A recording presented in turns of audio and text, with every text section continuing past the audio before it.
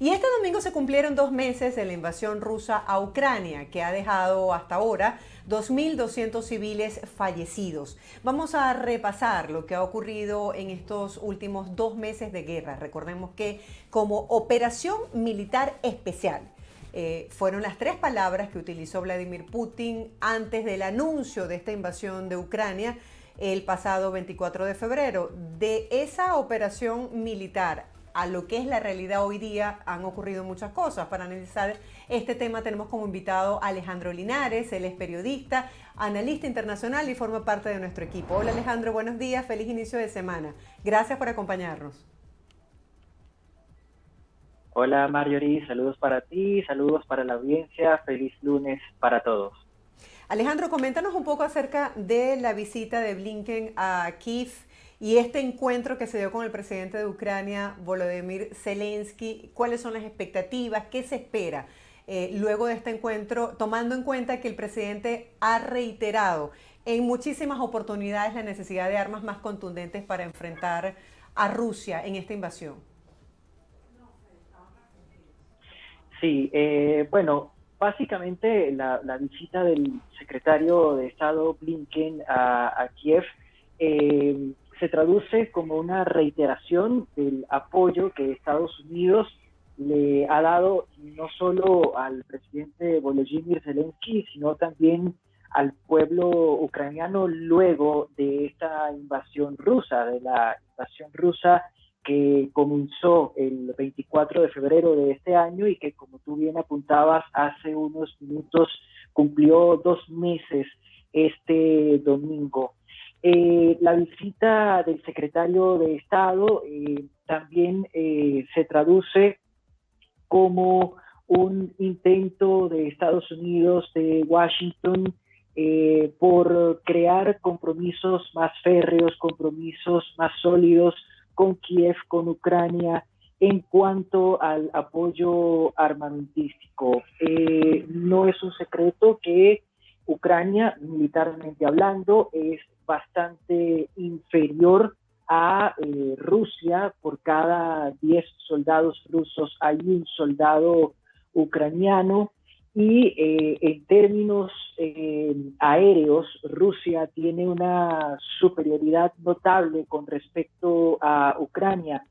Por eso se está intentando dotar a Rusia con armas que no solo le permitan, se está intentando dotar a Ucrania, quise decir, con armas que no solo le permitan resistir a la infantería terrestre rusa, sino que también le permitan resistir las arremetidas aéreas. Se ha estado hablando, por ejemplo, de dotar a Ucrania con las baterías antiaéreas Patriot, con misiles tierra-aire, que le permitan a las fuerzas defensivas ucranianas ser mucho más efectivas de lo que han sido hasta ahora, hasta este momento, a la hora de enfrentar, al momento de enfrentar los embates rusos. Esa es la gran lectura que recibe o que puede recibir la visita del secretario de Estado Blinken a Kiev, la capital de Ucrania. Alejandro, el presidente Zelensky criticó este sábado la decisión, según él, me permito citar textualmente, sin ninguna lógica del secretario general de la OEA, Antonio Guterres, de planear ir la próxima semana a Moscú antes que a Kiev. ¿Cuál es tu lectura sobre esto? Sí, bueno, en concreto, la agenda que ha salido a la luz, que se ha divulgado desde la propia Organización de Naciones Unidas, es que el secretario general Guterres va a estar visitando Turquía el día de hoy. Se va a estar reuniendo con el presidente Recep Tayyip Erdogan. Hay que recordar que Turquía es un interlocutor válido tanto para Ucrania como para Rusia. Hay que recordar además que Turquía ha acogido 2 grandes reuniones, una entre los cancilleres de Rusia y de Ucrania y otra entre las delegaciones negociadoras de Rusia y de Ucrania. De ese encuentro entre las delegaciones negociadoras de Rusia y Ucrania en Turquía se desprendió lo que se puede considerar como el avance más importante que se han dado en las negociaciones entre ambas partes. Esa es la razón por la cual el secretario general Guterres va a estar visitando Turquía el día de hoy. El día de mañana, el secretario general Guterres se trasladará hasta Rusia, estará en Moscú. Allí en Moscú piensa reunirse por una parte con el canciller ruso Sergei Lavrov y también planea reunirse con el presidente Vladimir Putin. Más tarde, el 28 de este mismo mes, el secretario general Antonio Guterres viajará desde Moscú hasta Kiev para reunirse con el ministro de Relaciones Exteriores de Ucrania, pero también con el presidente ucraniano Volodymyr Zelensky. Esa es más o menos y a grandes rasgos la agenda que estará siguiendo el secretario Guterres. ¿Por qué escoger primero a Rusia? ¿Por qué escoger primero a Moscú y no a Ucrania o a Kiev? A mi modo de ver, lo que intenta hacer Guterres es alimentar el ego y con el ego también alimentar los ánimos de Vladimir Putin, ganarse el beneplácito de Vladimir Putin para poder tener o establecer un contacto más cercano con Vladimir Putin, con el Kremlin. La visita de Guterres tanto a Moscú como a Kiev también se traduce como un intento de Naciones Unidas y del propio secretario Guterres para incentivar el diálogo, para fomentar el diálogo entre las partes.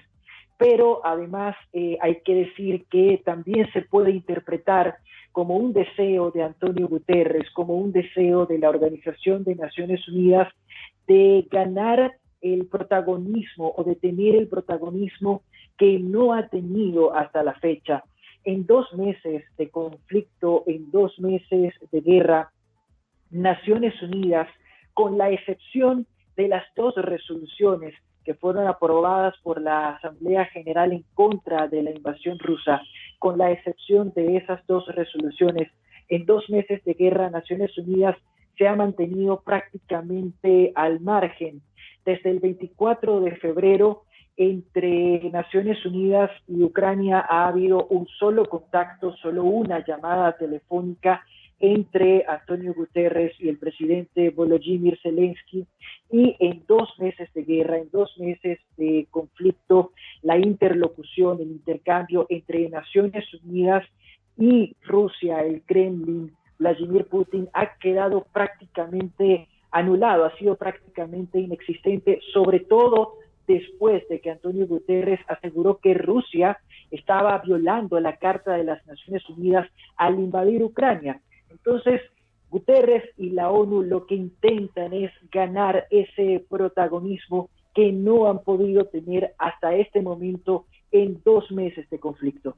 Alejandro, desde lejos es difícil darle seguimiento a la guerra. Uno no tiene claro qué tropa ha avanzado más, qué tropa ha conquistado más territorio. Si nos pudieses explicar, seguimos viendo los atentados contra zonas de civiles. Veíamos la fotografía de una mujer que estaba alimentando a su bebé de 3 meses y falleció tras este ataque. Vemos los testimonios de niñas que aparentemente están siendo violadas por las tropas rusas. Quisiera que nos hablaras en qué estatus está este conflicto, cómo han avanzado las tropas, cómo ves tú la situación luego de 2 meses. Sí, luego de 2 meses, el conflicto ruso-ucraniano o ucraniano-ruso, como se le quiera ver, básicamente se encuentra enfocado en el este de Ucrania, en las regiones de Luhansk, en las regiones de Donetsk y también en el sur de Ucrania. concretamente en las ciudades de Odessa y Mariupol. Ese es el foco del conflicto en este momento. Y en cuanto a lo que tú mencionabas sobre el ataque en contra de civiles ucranianos, esto constituye, como lo he dicho en otras tantas ocasiones, crímenes de guerra. De hecho, durante en los últimos días, Michelle Bachelet, expresidente de Chile y también alta representante de las Naciones Unidas para los Derechos Humanos, dijo que hay más que indicios, pruebas de que Rusia, las Fuerzas Armadas rusas, han estado cometiendo crímenes de guerra en Ucrania. Crímenes de guerra no solo porque se ha estado atentando en contra de la población civil no combatiente, es decir, civiles que no se han sumado al ejército, que no se han sumado a las unidades de defensa territorial de Ucrania y que por tanto no han tomado parte activa en el conflicto. Michelle Bachelet ha reconocido que en Ucrania no solo se ha estado atacando a civiles no combatientes, sino que también ha dicho que Rusia ha estado bombardeando de forma indiscriminada zonas pobladas, zonas densamente pobladas. Se han estado produciendo masacres masivas. En Bucha, por ejemplo, se encontró una fosa común con medio centenar de fallecidos. Hay información de que en Mariupol, al sureste de Ucrania, hay fosas de fallecidos, fosas comunes, en las cuales podría haber entre 3.000 y 9.000 personas, 9.000 civiles que han sido asesinados. Entonces, aparte de esto, también se han estado atacando, como hemos visto, escuelas, se han estado atacando hospitales, se han estado atacando maternidades, se han estado atacando refugios, se han atacado a equipos humanitarios, se ha evitado en muchos casos la evacuación segura de civiles. Muchos civiles incluso han sido desplazados de manera forzada hasta zonas, hasta territorios controlados por las fuerzas rusas. Estoy hablando de civiles ucranianos que han sido desplazados de manera forzada.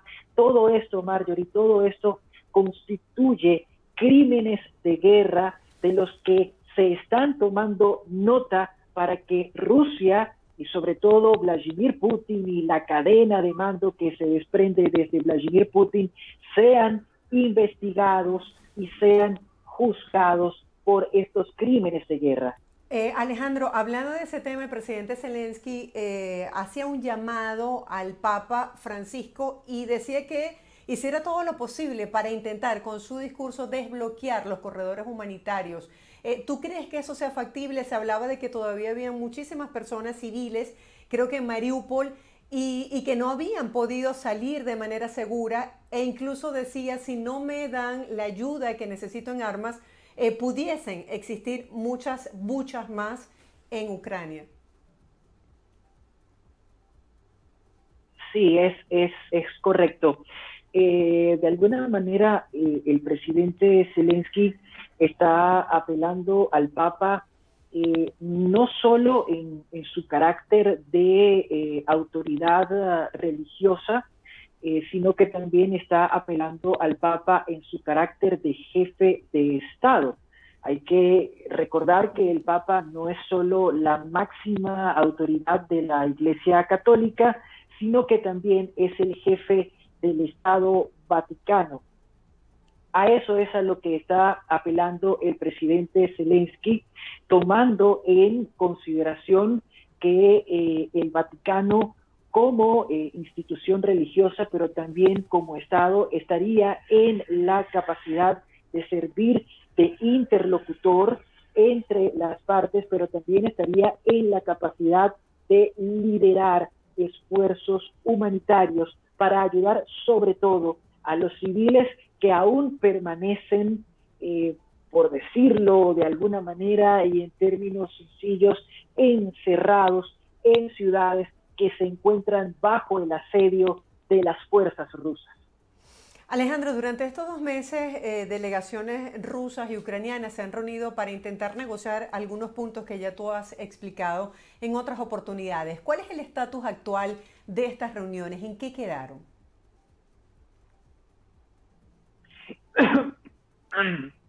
Perdón, Marjorie. No te preocupes. Las negociaciones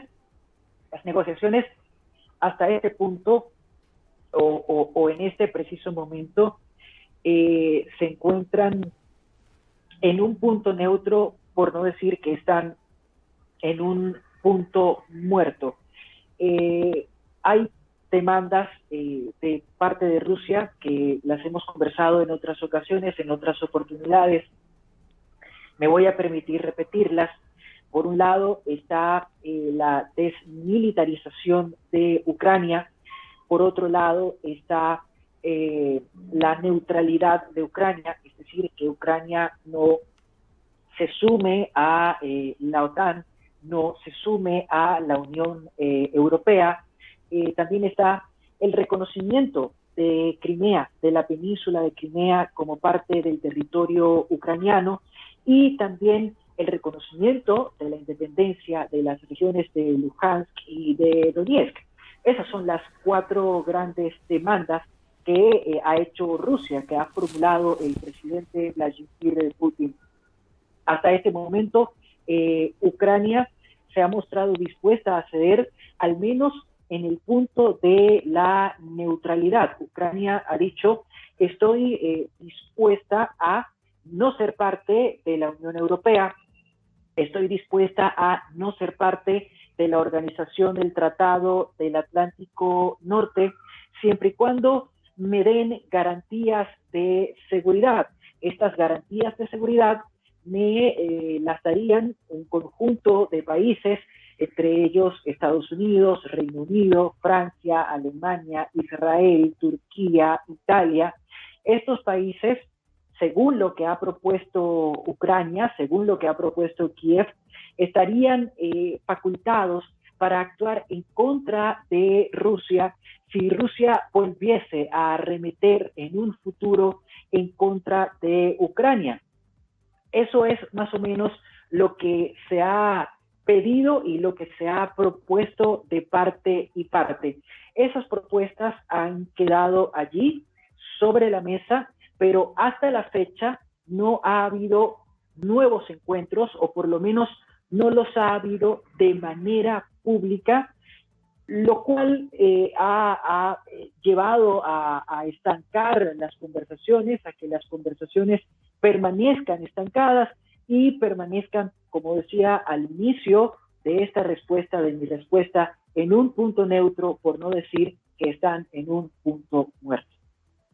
Vamos a cambiar de tema porque no podemos dejar de abordar lo que también es noticia en otras partes del mundo, y es la reelección del presidente de Francia, Emmanuel Macron, quien se impuso frente a su rival, la ultraderechista Marine Le Pen, en esta segunda vuelta electoral. Quisiera saber cuál es tu opinión sobre este triunfo de Macron y qué significa para Europa que haya quedado nuevamente en el poder, qué le faltó por hacer en su anterior gestión, cuáles son los desafíos que se le imponen al presidente en esta nueva reelección. Sí, bueno, lo primero que hay que decir con respecto a Emmanuel Macron y con relación a su victoria este domingo en la segunda vuelta electoral es que con ese triunfo Macron se suma a un selecto grupo de presidentes. En Francia, el voto universal, directo y secreto, que es el voto que tú y yo conocemos como venezolanos, en Francia ese tipo de voto o esa modalidad se instauró en la década de los 60. Desde ese momento y hasta el día de hoy, solo 2 presidentes habían sido reelectos para mandatos consecutivos. Estoy hablando de François Mitterrand y estoy hablando de Jacques Chirac. Macron, con su triunfo del día de ayer, con su triunfo de este domingo, se suma a este listado de presidentes, con la salvedad, por supuesto, de que Mitterrand y Chirac gobernaron durante 14 años, mientras que Macron gobernará por 10 años, porque en el año 2002 el periodo presidencial, el término presidencial, fue reducido de 7 años a 5 años de mandato. Macron gana con el 58%, más del 58% de los votos, mientras que Marine Le Pen fue favorecida con casi 42% de los votos. Esto tiene varias lecturas. La primera lectura es que, por lo menos en Francia, los ciudadanos o el electorado quieren mantener a Francia, quieren mantener al país dentro del eje europeísta, es decir, quieren mantener a Francia dentro de la Unión Europea y, por supuesto, también quieren mantener a Francia dentro de la Organización del Tratado del Atlántico Norte, dentro de la OTAN. Esa es la primera lectura que tiene esta victoria de Emmanuel Macron.